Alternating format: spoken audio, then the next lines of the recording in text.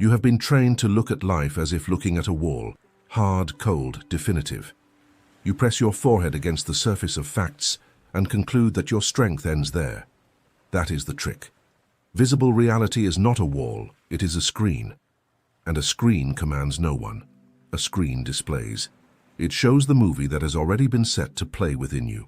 Most people live as spectators, discussing the scene, hating the villain, begging for a better ending without realizing they hold the remote control in their hand, and yet insist on pressing the same buttons. Do you want the secret revealed? It's not sophisticated, it's simple, and that's why it's ignored. The visible world is not the starting point, it's the receipt. It is the consequence, not the cause. You are not here to negotiate with external signs. You are here to choose an internal state and allow life to reorganize around that choice. As long as you keep asking for appearances to change first, so that you can then allow yourself to change internally, you will remain stuck, because that agreement is impossible. The appearance has always come afterward. When I say that reality is an illusion, I am not saying it is non-existent. I am saying it is not absolute. It is plastic, like heated clay. The problem is that you try to mold the clay with gloves of fear. You want to create, but you continue to behave like someone waiting for permission. And permission never comes from outside. You grant it to yourself, in silence. When you choose the right state and stop bowing to the spectacle of circumstances, and I'm not talking about pretty phrases, I'm talking about identity. What governs your reality is not your desire spoken aloud. It is your silent I am, the one you carry like invisible perfume wherever you go. This I am is the energetic signature that defines what feels natural to you, what you tolerate, what you accept, what you refuse, and what you attract effortlessly. You think you are experiencing events. In reality, you are experiencing coherence. Life needs to match you because it is your projection in motion. The first principle is relentless. The state precedes the evidence. You don't harvest in order to plant, you plant in order to harvest. In the external world, you accept the time of the process, but in the internal world, you want immediate proof to believe. This is immaturity disguised as realism. If you understand that a buried seed does not bear fruit on the same day, why do you demand that an internal decision show immediate results in the world?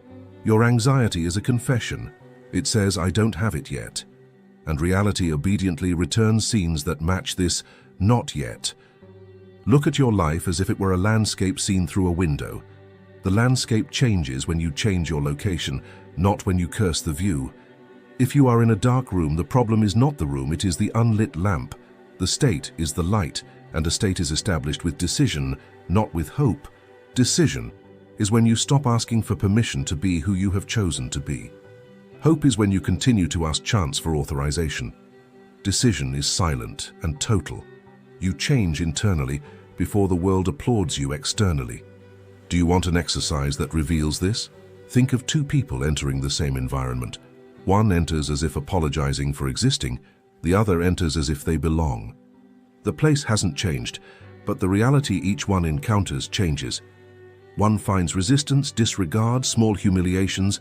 The other finds openness, invitation, respect. Why? Because the world doesn't react to space. It reacts to state. And if you think this is psychological, realize the extent of your blindness. What you call psychological is precisely the mechanism by which reality organizes itself around you. Changing your state is not denying what you see. It is refusing to be governed by what you see. You can look at the scene and recognize, this is an echo of what I had been sustaining. And then, instead of kneeling before the echo, you change your voice. You don't argue with the reflection. You adjust your face. You don't fight with the shadow. You change the light. That is the difference between reacting and creating. Reacting is allowing the world to dictate your interior. Creating is allowing your interior to dictate the next world. Now, the second principle is deeper. You don't manifest things. You manifest from who you have decided to be.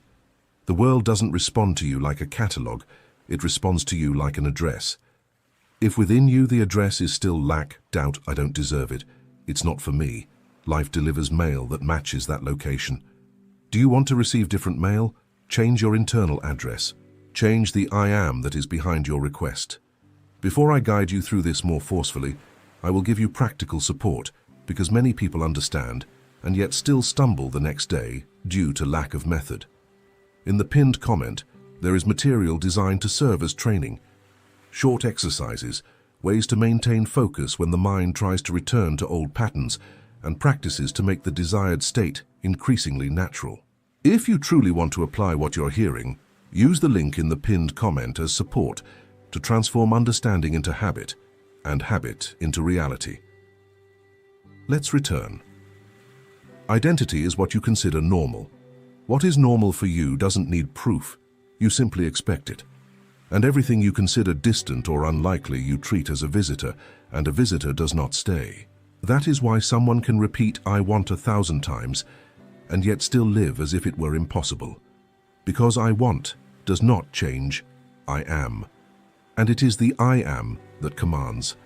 The desire may be sincere, but if the internal identity is still that of someone who asks, begs, and shrinks, reality continues to deliver the experience of asking, begging, and shrinking.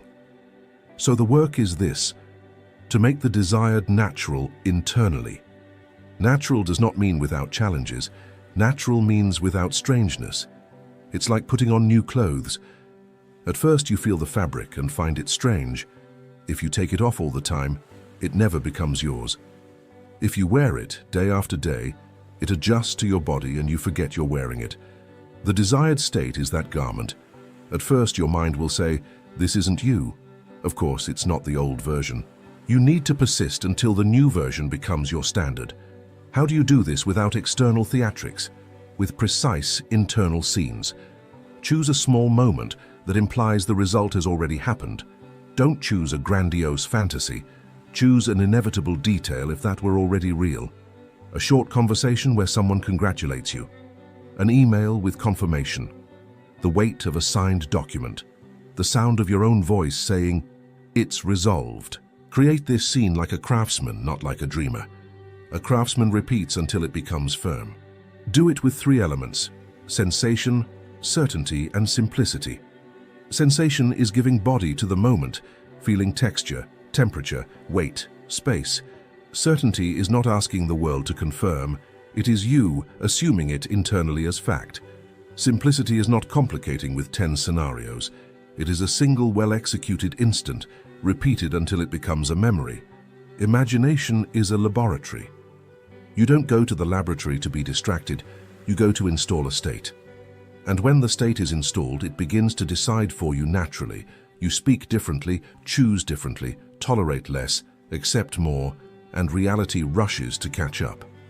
Here is a symbolic interpretation for you to see in everyday life. When you get in line and already feel irritated, you are assuming life delays me. And life obediently gives you more delays. When you open your phone expecting bad news, you're assuming something always goes wrong. And life obediently gives you confirmations. You think these are small habits, but small habits are small states, and small states add up to great destinies. Now we come to the third principle. Attention is nourishment, and you are always feeding something. You feed scarcity when you review the problem 20 times a day. You feed insecurity when you look for signs of rejection in every detail. You feed defeat when you repeat memories with the same bitter taste. And you feed the new state when you return your attention to the chosen one, even if the mind tries to drag it back to the old one. Attention is the creator's currency. You pay with attention and reality delivers in form. Imagine your mind as a garden. Thoughts are seeds, emotions are water, attention is sunlight. You can say, "I don't want weeds," but if you water and illuminate the weed with your attention, it grows. You can say, "I want flowers," but if you forget to water the flowers, they die. The garden doesn't argue, it responds. And life is like that. It responds to what you sustain, not to what you promise. So watch your internal conversation with one rule. If the thought does not belong to the version you have chosen to be, it does not deserve lodging. Don't go to war, just don't offer it a home. An unwanted thought is like someone knocking on your door. If you open it and serve coffee, it stays. If you don't open it, it passes by. You don't need to convince the thought. You need to choose its residence. Not here. And return to the chosen state. Do this 100 times a day if necessary. This is not weakness, it is training. You are teaching your mind to obey you, and not the automatic noise of the past. And pay attention to a trap. The mind will try to turn vigilance into guilt. It will say, I thought wrong, I ruined everything. A lie. A thought is not a sentence. It's just an attempt to return to the old habit. You don't blame yourself for stumbling while learning to walk. You adjust and continue. The Creator doesn't live by punishing themselves. They live by repositioning themselves. Repositioning is power. Now comes the fourth principle, and it requires courage, persistence indifferent to appearances. When you change your state, the world still displays the old picture for a while. It's inertia, it's like a large ship. You turn the rudder now, but the body of the ship takes time to change course. If you turn the rudder and shortly after, look at the horizon and say it hasn't changed, and then you return to the old course, you haven't understood anything. Persisting is not anxiety trying to control. Persisting is calm loyalty to the chosen state. Keep this image forever. You look at a star and see light that left a long time ago. You are seeing the past. The visible world is delayed light. When you change your state, you change the source, but you can still see the old light for a while. If you take the old light as the final truth, you become a prisoner of delay. Stop being a prisoner of delay. Use the scene as an interpretation, not as a destiny. And here is the symbolic interpretation that will free you. Everything you see is an indicator of what has been sustained, not a decree of what will be. If someone treats you coldly today, that doesn't define who you are. It defines the pattern that was being emitted or tolerated. If a door closes today, that doesn't define your worth. It defines the alignment of the moment. You don't kneel to an indicator. You adjust the emission. You resume the state. You maintain your internal posture and let reality do the work of reorganization, because reorganization is a consequence, not a favor. When appearances scream, do what few do. Return to your body and to silence. Anxiety is energy without direction. Give it direction. Breathe like the version that has already won. Sit like the version that is already respected. Walk with the weight of someone who belongs. Not to impress anyone, but to align your internal system with the state you have chosen. The body is an anchor. When the body enters the frequency, the mind learns to obey. And when the mind obeys, external reality begins to yield, even if slowly, because it has no choice, it is a reflection. Now we come to the fifth principle, the final seal, coherent action, taken from the state, not to arrive at the state. Action from scarcity tries to buy reality with effort. Action from possession expresses reality as a consequence. Action from scarcity chases, sends too many messages, accepts crumbs, justifies itself, shrinks to avoid losing. Action from possession chooses, organizes, waits firmly, says no without guilt, and moves at the right time. This is not arrogance, it is alignment. Do you want to know if you are acting from the right state? Observe the internal flavor of your action. If there is fear, urgency, and a need for proof, you are trying to arrive. If there is clarity, simplicity, and self-respect, you are acting from it. Sometimes the most powerful action is to cut off a conversation that demeans you. Sometimes it is adjusting a routine that sabotages you. Sometimes it is setting a fair price without trembling. Sometimes it is refusing the role of available for anything.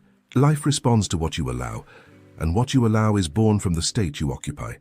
And don't think that coherent action is always grand. Often it is small and precise, like a clean cut. It is choosing who you associate with. It is changing how you respond to a provocation. It is stopping over-explaining. It is keeping a promise you made to yourself.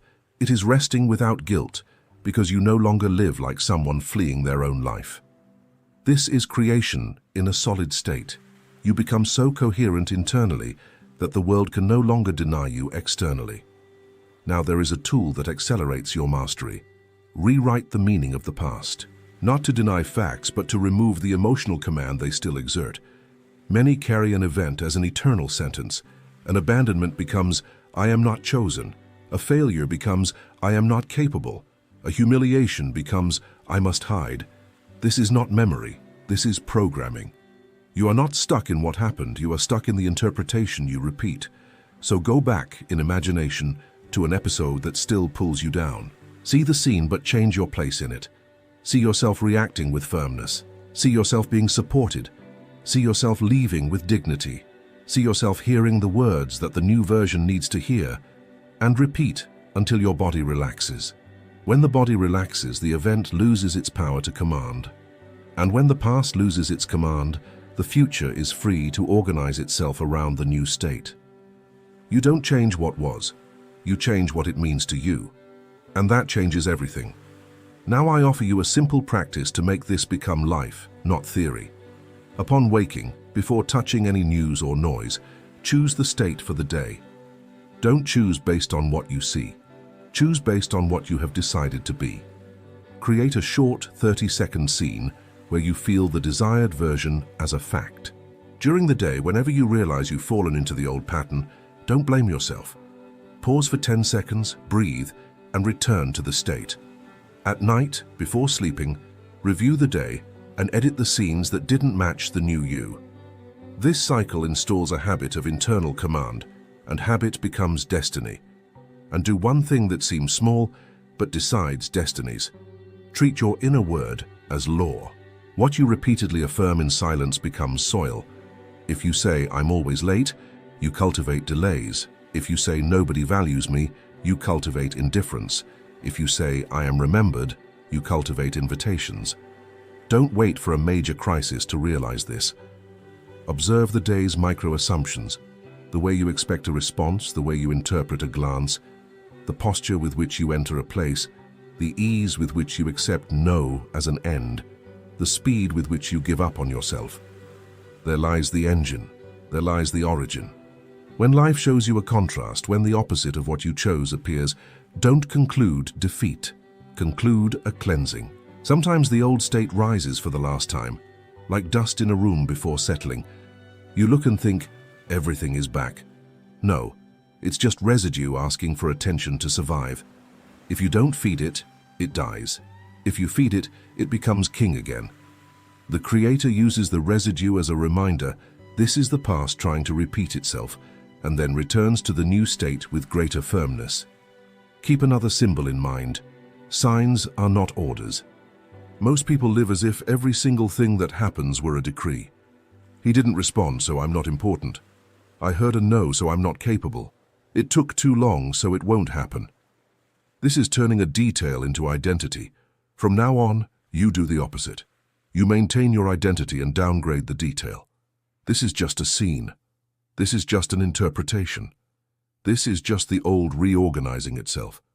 You maintain the chosen state and allow the surface to adjust, because the surface always adjusts to the sustained state. And so that you live not from motivation, but from mastery, adopt a ritual of 3 anchors. The first is commitment.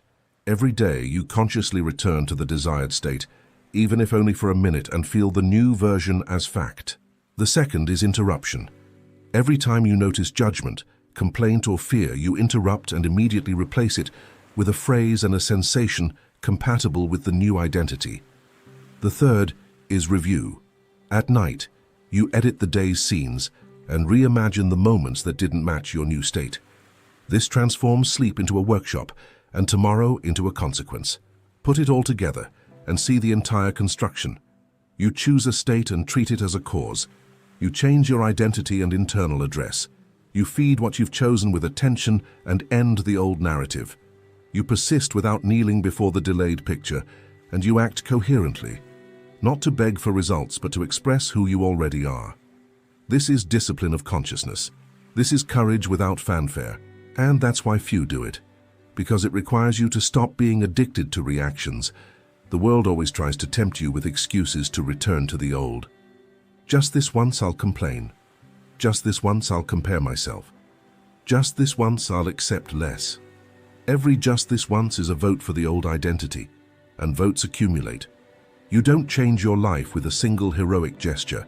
You change with faithfulness to the small acts of returning. Every time you choose the new state instead of the old, you strengthen the Creator's muscle.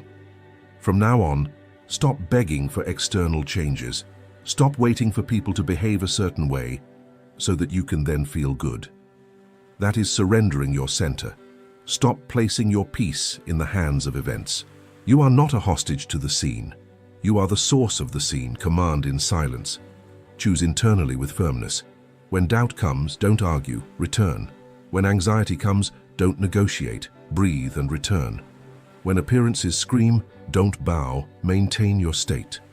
You don't need permission to be who you have decided to be. You don't argue with reality like someone begging for clemency. You educate it with your constancy. With each return to the state, you are saying, "This is what is true for me." And sooner or later, the world learns to repeat your decision. And I tell you with the authority of the law itself, reality obeys the sustained state, not the desperate plea. You were not made to beg. You were made to assume. Enter the state as one enters a home and locks the door. Live internally as fact, not as desire.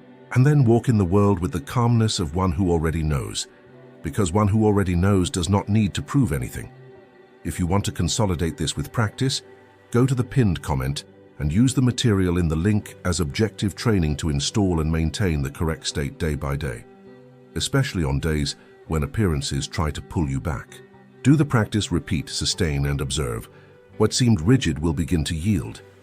Because from now on, you don't beg, you don't implore, you command internally with certainty and reality. That obedient illusion bows to the state you have decided to inhabit. You must understand, Neville, and all of you who are listening to me, that life does not begin outside of you. What you call reality is nothing more than a delayed reflection, an echo of what has already been silently assumed within the mind. Many spend their days believing they are dragged along by invisible forces, victims of chance, luck, or the world's injustice. But I tell you firmly, nothing, absolutely nothing, happens without first having been conceived within. The visible is always born of the invisible. What you experience as destiny is merely the inevitable harvest of what you have sustained in your imagination. If someone despises you, if a door closes, if life seems like a burden, do not deceive yourself into thinking the world has turned its back on you. It is not the world turning against you. It is the image you have held of yourself, which now projects before your eyes. Just as a mirror can never reflect a face that is not before it, life can never show you anything different from what you have already accepted yourself to be. Everything that manifests is, in its essence, merely you looking at yourself in another way. And this is where the mystery lies that so many refuse to accept. You are not a limited being trying to please a distant power. You are the very power in action. Within you, in silence, resides the key that opens all doors. Every thought charged with feeling is an order that the world, sooner or later, will obey. It doesn't matter if you believe or doubt, if you plead or complain. The law makes no distinction. It simply responds to the state you sustain. Therefore, I address you not as someone bringing news, but as someone reminding you of what has been forgotten. From the beginning, you are a creator. From the beginning, everything you see is merely a reflection of what you dared or feared to assume. It is as if you have fallen asleep amidst illusions, forgetting the inheritance that everything already is and resides within you. Now, awaken, not to a distant promise, but to the present truth. Life obeys your imagination, sustained with conviction. Everything you sustain in your imagination, sooner or later, takes form in the visible world. This is not a poetic idea, nor a metaphor to console fragile hearts. It is an immutable law as precise as gravity. The person who understands this ceases to live as a victim of circumstances and begins to comprehend that every scene, every person, every situation that unfolds before their eyes is merely the faithful reflection of what they have accepted as truth within themselves. You might even deny it with words. You might even claim to desire something better. But what truly governs your life is not what you say aloud, but rather what you assume in silence. Imagine someone who every day repeats prayers for prosperity, but upon lying down at night sees themselves in their mind always in debt, always constrained, always counting coins. They may cry out to the heavens, but what they sustain in their imagination is scarcity. And since the law does not err, this scarcity obediently materializes in the external world. Likewise, someone who mentally repeats their illness, talks about it, identifies with it, even if they ask for health, will only find more signs of sickness around them. The world does not hear your pleas, but responds with exactitude to the state you embrace. Notice how subtly this works. A grand ritual or hours of conscious effort are not necessary for the law to respond. Often, a single image sustained with feeling is enough to generate a chain of events that culminates in visible manifestation. You imagine the worst, give it life with fear, and suddenly the pieces begin to move for the worst to appear. Likewise, when you imagine the best and sustain it with quiet faith, the invisible gears begin to adjust in your favor. The world is not random, it is a mirror. This is where most fail. They confuse desire with assumption. To desire is to cry out from the outside in, to think, it would be good if I had. To assume is to declare within yourself, I already am. Desire keeps the thing distant as something still lacking. Assumption brings it into the now as something already real. That is why so many ask and so few receive, because they continue to desire, but they do not assume. They continue to dream, but they do not live in the state of the fulfilled dream. And observe that time is not an obstacle to the law. When you firmly sustain an image, it takes on flesh at the exact moment it finds an open path. It can be quick, it can take time, but it is inevitable. The harvest always comes because the seed always germinates. What changes is only the quality of the seed you sow. If you imagine failure, you will harvest failure. If you imagine victory, you will harvest victory. There is no exception. Therefore, the first step is to watch what you imagine. That is where everything begins. Not in words, not in external gestures, but in the silent scene you enact within yourself. If you want to change your life, change the imagination that sustains it. If you want to harvest something new, plant a new image in your mind. The law is simple and infallible. What you imagine with feeling is what will sooner or later become your reality. Never expect external signs to confirm your faith, because the world you see out there is always a delayed reflection of what you have already assumed within yourself. It's like looking into a mirror and waiting for it to show something different from what you are presenting. If you wait for life to change before you believe, you will remain trapped in the same cycle, because the law does not respond to what you observe, but to what you sustain. The visible is merely an echo, and whoever lives awaiting signs is like someone who plants seeds and before they even sprout, digs up the earth to check if something is growing. Such impatience destroys the harvest. The true creator understands that external reality has no authority over them. What matters is the inner state. It is in the silence of the mind that the work is already complete, even if the eyes still see ruins and the ears still hear bad news. This is why faith is not a fragile emotion, but a silent conviction. It is living as if it already were, even if the world insists on saying otherwise. Consider the example of someone who desires prosperity. If they look around and see only accumulated bills, they might think prosperity is impossible. But if, deep within, they already move as prosperous, already feel supplied, already live mentally in abundance, the law will adjust circumstances for that internal condition to find expression. The same applies to health. Even if the body shows weakness, whoever firmly assumes the image of themselves as healthy, whoever sees themselves in full strength, whoever gives thanks in advance, sooner or later, will perceive that the body bows to the state that has been sustained. The illusion of the senses is powerful, and this is where most succumb. Because when life presents signs of defeat, the natural person believes they are lost. But one who knows the law understands that the external is not the cause, but the effect. No matter how long it takes, the reflection will always come to obey what has been assumed within. Therefore, it is not prudent to chase after proofs, nor to seek signs to calm an anxious mind. The signs will indeed come, but only after reality has already been established in imagination.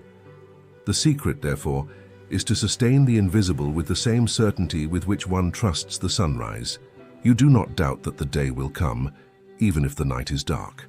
In the same way, you should not doubt what you have already assumed, even if appearances show the opposite. One who knows this law walks in peace, because they understand that they do not need external guarantees to believe. Their faith is the guarantee. Therefore, do not seek signs. Do not condition your conviction on what the world shows. Affirm within yourself that you already are, that you already possess, that you already live what you desire. And when you least expect it, the reflection will appear inevitable before your eyes.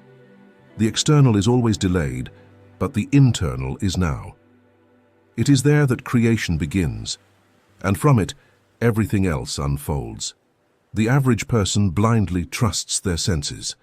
They believe that sight, hearing, touch, taste, and smell are the supreme judges of reality. But what they do not understand is that these senses are merely servants, not masters.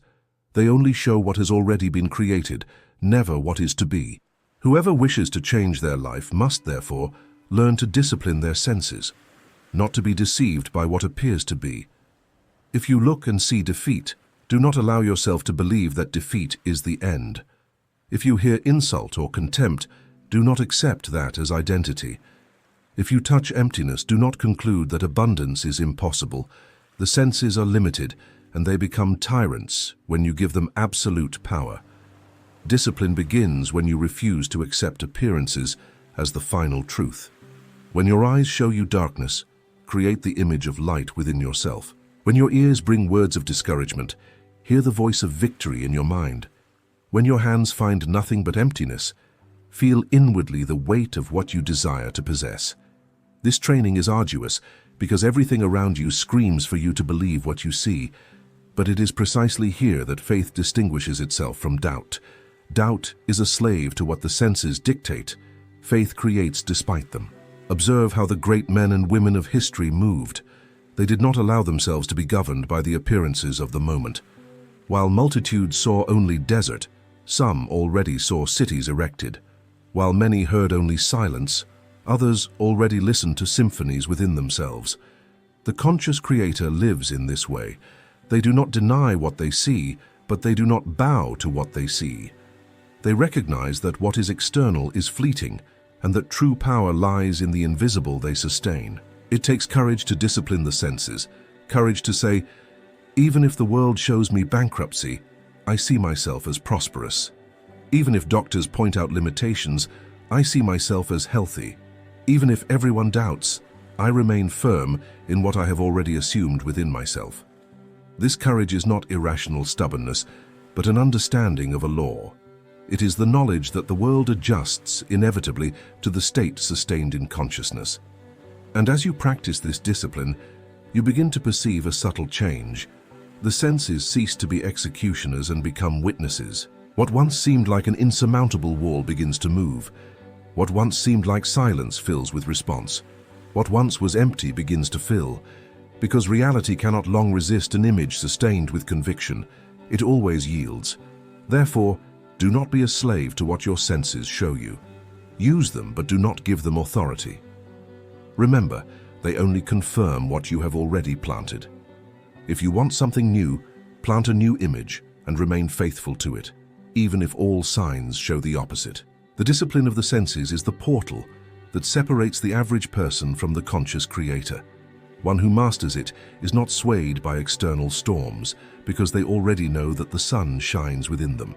Many kneel before life like beggars, hoping that something out there will grant them a change. They pray as if pleading with a distant power, believing they need to convince the divine to have compassion on them. But I tell you, this habit is the greatest prison. You are not a subject of a force residing outside. You are the very expression of that creative force. You were not born to beg, but to command. And this command is not made with pleas, but with inner acceptance. When someone says, I want, they are confessing that they do not have. When they ask, they are declaring absence. And the law does not respond to what you desire, but to what you assume. That is why so many remain in the same state year after year, because they keep asking for what they could already be living. They keep desiring what they still hold as distant. Life denies them nothing. It is the state of beggary that always keeps them in lack. The conscious creator does not plead. They take a stand. They understand that every I am is a decree, a law, a creation. If someone silently declares, I am free, they have already issued the command for all chains to begin breaking. If they declare, I am prosperous, the invisible world moves, adjusting circumstances, opening doors, attracting encounters. The power is not in repeating hollow words, but in assuming the desired state so naturally that it becomes more real than any external appearance. See how spiritual beggars contradict themselves. They cry for peace while feeding images of war in their minds. They plead for health while cultivating thoughts of weakness. They ask for love while sustaining resentment. How could they harvest something different from what they sow within themselves? The law is just and does not corrupt. What is assumed manifests. What is denied finds no path. Therefore, abandon the posture of a beggar today. The universe is not a distant lord who capriciously distributes blessings. It is pure obedience to your consciousness. The moment you inwardly accept being, having, or living something, that something is already being prepared to manifest in your life. But as long as you insist on asking, you keep alive the idea that you are not yet, and the not yet repeats endlessly. Assume in silence with firmness, I am, and add to this affirmation everything you wish to experience. You don't need to proclaim it aloud, nor convince anyone. It is enough that you convince yourself inwardly, because that is where creation happens. When you stop begging and start commanding, you realize that life responds with precision. The world bows not before pleas, but before certainties. So from now on, do not kneel anymore, asking for what already belongs to you. Rise in consciousness and claim your inheritance. At every moment, choose to decree in silence, I am what I desire to be. And watch how, little by little, all of reality will align to confirm the order you sustained in your mind. Do not wait to live until circumstances change. Transformation happens the instant you assume the new state within yourself. Living as if it already were is the key that separates those who merely dream from those who achieve. Many say, when I have more money, I will be generous. When I am healed, I will live in joy. When I find love, I will be happy. But this posture is an illusion, because the law does not respond to when, it responds only to now. Whoever desires wisdom must already behave as wise. Listen, observe, speak with discernment, even if the world does not yet recognize them as such. Whoever desires prosperity must walk with the posture of one who is already prosperous, feel secure, act with confidence even if the bank account still screams scarcity. Whoever desires healing must feel within the lightness and strength of a healthy body, give thanks for it, and move as if already healed, even if symptoms persist. The assumed state does not wait for proof, it precedes proof. It is this disposition that opens the way. When you decide to live already in the desired state, something invisible begins to align. The world, like an obedient mirror, reorganizes itself to confirm the image you sustain. And however much it may seem like mere imagination at first, sooner or later, you will realize that people, opportunities, and situations bend to the certainty you carry within yourself. It is necessary to understand that there is no neutrality. You are always assuming some state, either that of lack or that of fullness, either that of defeat or that of victory. Even the silence of the mind is creative, because it is full of images and feelings that, conscious or not, are being sown. Therefore, do not wait for permission, do not wait for signs, do not wait for the right moment. The right moment is when you decide to live now as if it already were. To live as if it already were does not mean to pretend or force a lie. It means choosing the inner truth you wish to manifest and sustaining it until the world confirms it. It means walking in peace in the midst of the storm because you have already assumed within yourself that the sun shines. It means acting with confidence even when there are no visible guarantees, because the only necessary guarantee is inner conviction. Thus every moment becomes a seed. Every gesture, every thought, every word charged with the state you have chosen strengthens the root of this invisible reality. And the more you remain faithful to this living in the now, the more inevitable the manifestation becomes. The future is not a distant accident, it is merely the inevitable reflection of the state you already inhabit today. Therefore, do not postpone your life waiting for something external to give you the green light. Decide to live now as if it already were.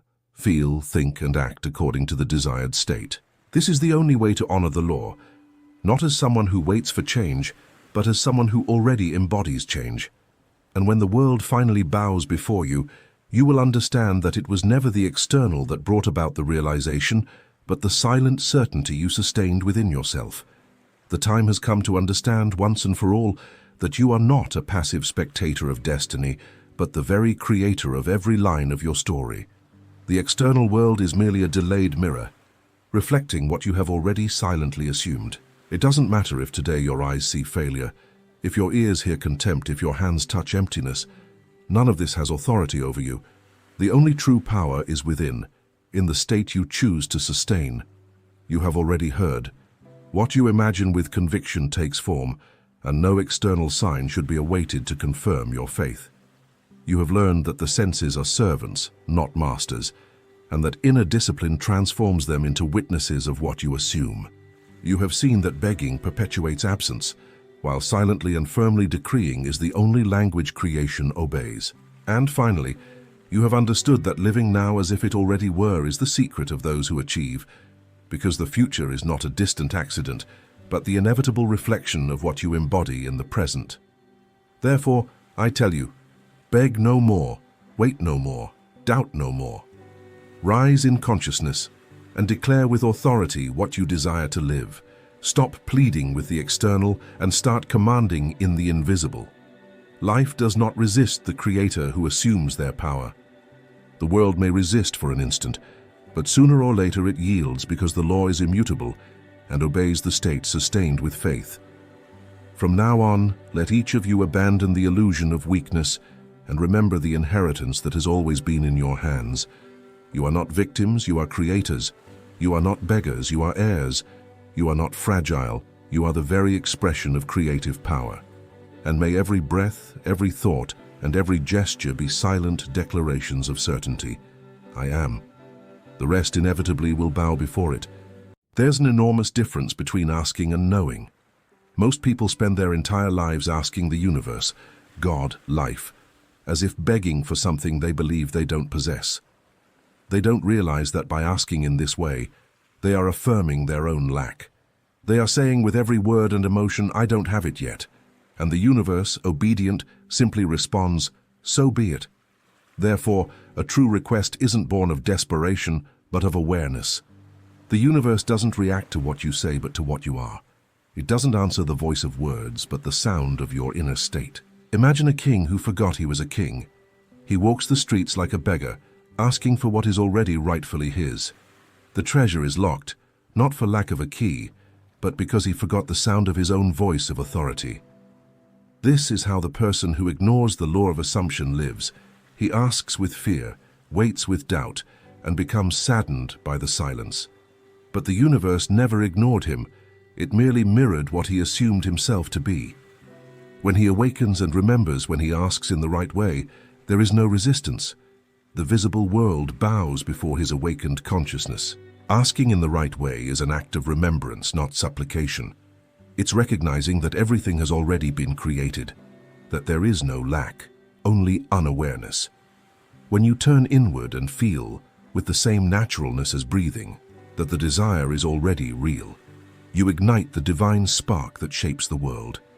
This is the secret the ancients knew, the power the prophets practiced in silence, transforming the invisible into reality through sustained assumption. Therefore, I tell you, if you want the universe to say yes, stop behaving as if you need to convince it. The universe is neutral, impersonal, and perfect. It merely reflects the state you maintain. If you ask with fear, it will give you more reasons to fear. If you ask with lack, it will show you more lack. But if you ask with conviction, if you ask as one who has already received, the universe will bow to your certainty, because that is the language it understands, the feeling of inner possession. Everything you need is already within you. There are no locked doors, only closed eyes.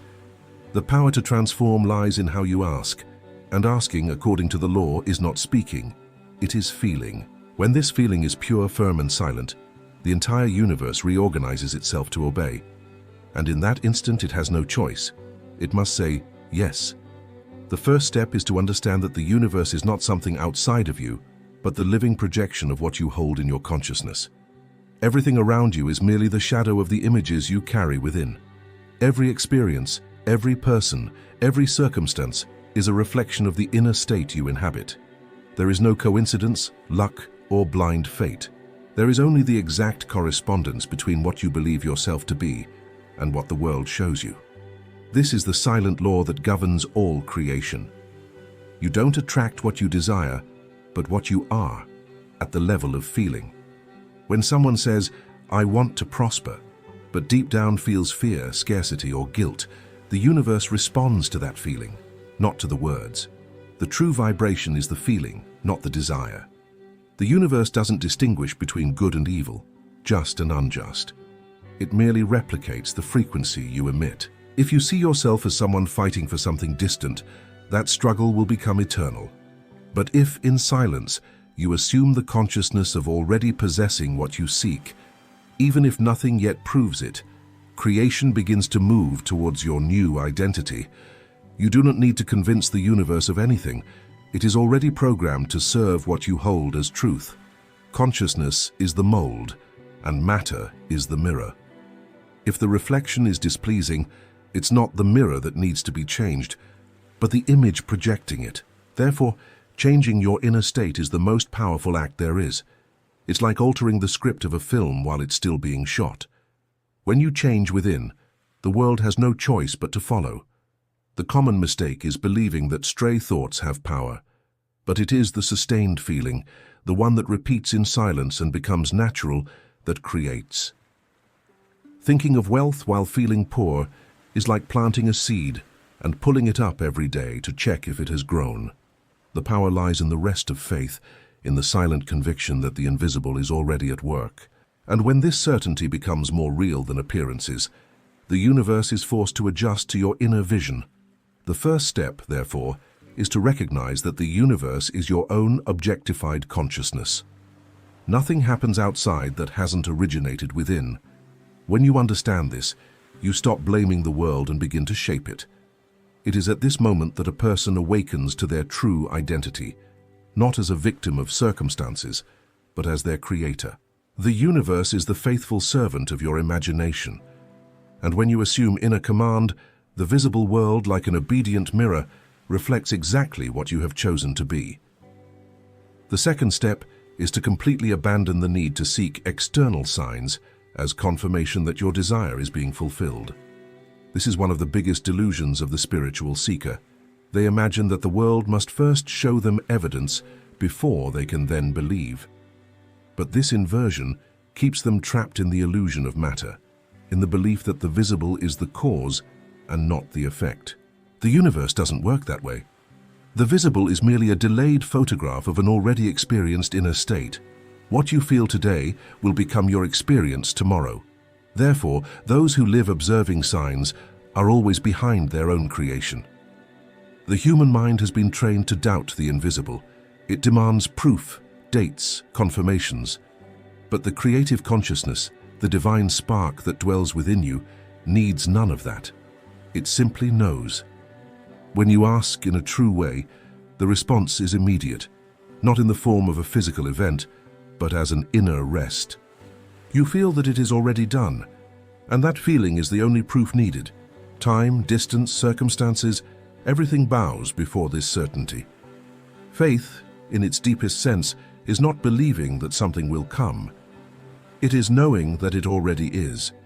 It is walking without looking for signs, because you understand that they are merely delayed echoes of what has already been decided within you. When you stop observing the world in search of confirmations, you free it to transform. Attachment to proof is what delays the miracle. Detachment is what accelerates it. The ancients called this resting in God. It is the state of consciousness where a person stops reacting to the world and begins to silently command through feeling. It is the point where desire ceases to be a request and becomes an inner fact. When you reach this point, signs begin to appear not to prove something, but to celebrate what has already been decreed within you. So, stop searching. Stop measuring progress by appearance. The world is a delayed mirror. It will always show what you have already felt. If the reflection hasn't changed yet, it's because the inner state hasn't been sustained enough. But if you persevere in the feeling, without looking outward, the invisible will become visible with divine precision. The universe doesn't need to be reminded of your desire. It already received it the moment you assumed it. Your only task is to remain faithful to the state, even when everything seems to contradict it. When you master this art of not searching, of simply knowing, the universe bows in silence and begins to work in your favor, in ways that reason could never comprehend. The third step is to live as if it were already real. This is the true test of faith and the point where many give up, because it demands total surrender, not just thinking, but acting, speaking, and reacting as one who already possesses. It is here that imagination becomes flesh, where inner belief begins to reflect in the outer world. The mistake of most is to continue living according to what they see, instead of according to what they know. They expect the world to change first, but the world is only a mirror. It will never be the cause, only the reflection. As long as you continue to behave as someone who is waiting, life will keep you waiting. Living as if it already were is the purest expression of the law. It is no longer asking, but possessing internally. When you feel that you already have, when you speak from that state and move with naturalness, something invisible begins to happen. You alter the vibration of your being, and the universe, like a faithful servant, reorganizes everything to align with this new consciousness. This is not pretending. It is remembering. It is reassuming the role of the creator that has always been dormant within you. The logical mind tries to resist. It will say, "But I don't see anything yet." And it is precisely there that you must remain firm, because the invisible precedes the visible. You don't need to see to know. Just as the farmer does not doubt the harvest after planting the seed, you too must live in full confidence, knowing that the outcome is inevitable. The one who feels themselves to be what they desire to be, even without any proof, has already initiated the process of materialization. And the most powerful thing is that when this feeling becomes natural, the world begins to conspire silently. Circumstances shift, people appear, paths open, not by chance, but because the external reflection must correspond to the inner image. This is how healings happen, reunions manifest, doors open. Everything begins when you live from the end and not towards it. Every act, every word, every thought must carry the energy of "it already is." This doesn't mean forcing, but allowing. You don't struggle to believe, you rest in certainty. The universe senses this difference. Pretending is effort, knowing is power. When you know, there is peace, and in that peace, creation flourishes. Therefore, live today as if you have already received. Speak as one who has already conquered, walk as one who already possesses, feel as one who already is. For the universe doesn't distinguish between the real and the assumed. It merely obeys the vibration you sustain. And when your entire being is aligned with the state of fulfilled desire, reality, powerless before your certainty, bows and transforms to reflect exactly what you have become. The fourth step is inner silence. The human mind has been trained to talk too much, to argue with its own faith, to justify every step with logic and fear. But creative power isn't born of noise, it is born of silence. It is in this silence that a person once again hears the voice that has always been there, the voice of God, which does not shout, but only whispers within the awakened consciousness. I am. This is the sound of power. When you achieve inner silence, the entire universe aligns with that frequency, because there is no doubt there, only presence. Inner silence is not the absence of thought, but the stillness of certainty. It is when you no longer need to repeat to believe. Many believe that constant repetition is the way, but repetition is only the ladder. Silence is the summit. When you reach the point where you no longer need to affirm, because you feel that it already is, the universe begins to act with invisible speed. Everything that seemed distant begins to move towards you. It is in this state that the impossible becomes natural. You don't see the world as it is, but as you are within. And when there is silence within you, the chaos of the world loses its power. No external problem can move you, because you have discovered the unmoving center, that sacred point where creation happens effortlessly. True faith is silent. It needs no defense, no explanation. It simply knows. Remember that the voices of doubt, haste, and fear belong to the lower mind, not to the creative spirit. When they arise, don't fight them, just observe them and return to silence. because fighting is admitting they have power. Ignoring is affirming that only the I am governs. It is in this inner space of quietude that the universe hears you most clearly. While a person speaks, God is silent. But when a person is silent, God speaks. And when he speaks, laws move. Circumstances change, paths open, healings happen, not because you begged, but because you became the channel of the divine will itself. Inner silence is the altar, where the invisible becomes flesh. It is there that desire ceases to be a dream and transforms into tangible reality. Therefore, learn to be silent within. Let the world say what it will. Let appearances try to deceive you. Remain still, in peace, in the certainty of it already is. This silence is the language of creation, and when the universe hears this sound, it bows, because nothing is more powerful than a consciousness at peace with its own power. The fifth step is persistence, the silent faithfulness to the assumed state, even when everything around seems to deny what you feel to be true. It is here that most give up, because the old world does not disappear immediately. It tries to prove to you that nothing has changed, that everything remains the same. But this is the test of faith, to remain internally unmoving while the exterior dissolves. It is in this interval between assumption and manifestation that the Creator is separated from the petitioner. The petitioner reacts, doubts, wavers. The Creator observes, trusts, and persists. Persistence is not physical effort nor mental stubbornness. It is conscious rest. It is knowing that the invisible is already forming, even if the eyes do not yet see it. When you maintain the feeling of possession, the universe works in silence, adjusting events, people, and circumstances. Every doubt interrupts this flow. Every certainty accelerates it. To persist is to keep the inner fire lit when the cold of appearances tries to extinguish it. It is to keep saying, "It already is," even when the world shouts, "Not yet." You do not need to fight against what exists. Just remain faithful to what you have chosen to be. The old reality will dissolve on its own. Just as the sun makes the mist disappear by its mere presence, a firm consciousness dissipates any trace of the old state. The secret lies in not measuring results, but in remaining in the feeling. It is at the moment when nothing seems to be happening that everything, in fact, is moving. Those who give up halfway return to the starting point, and the universe obedient keeps them there. But the one who persists, who refuses to abandon the new state, becomes the Creator in action. They don't just imagine, they sustain, breathe, live the new self.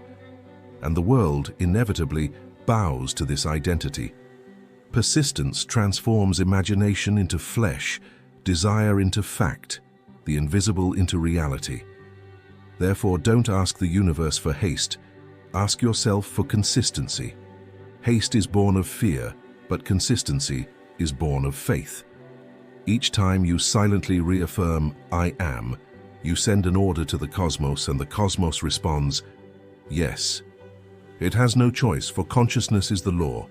Persist in the state, even in the midst of darkness, because it is there that the new reality is being formed. And when the light finally appears, you will realize that you were never waiting for it. You were the light itself, sustaining the world until it bowed to your truth. Everything you seek has already been created. Nothing is beyond your reach, except that which you insist on keeping distant through doubt. The universe is not a judge that decides what you deserve. It is a mirror that reflects what you assume yourself to be. When you understand this, your entire relationship with life changes. You stop begging for blessings and begin to command with authority. Prayer ceases to be supplication and becomes recognition. Fear disappears because the Creator does not fear their own creation. Now you know the way. First, understand that the universe is your projected consciousness. Then abandon signs. Live as if it already were, be silent within, and persist until the invisible becomes inevitable. This is the sequence of true creation. There is no mystery beyond this, only inner discipline and sustained faith. When you ask, ask in silence, feeling that it already is. When in doubt, return to the state. When distracted, return to certainty. The power lies in persistence. From this moment, Stop begging the world to change. It merely obeys you. Stop looking outward for answers because the command is within. Everything you desire, love, abundance, healing, purpose, already exists, waiting for you to assume your identity as a creator. So ask in the right way, not with words, but with feeling, not with desperation, but with awareness. And the universe, obedient to your certainty, will bow before the I Am that dwells within you and will answer without delay. Yes,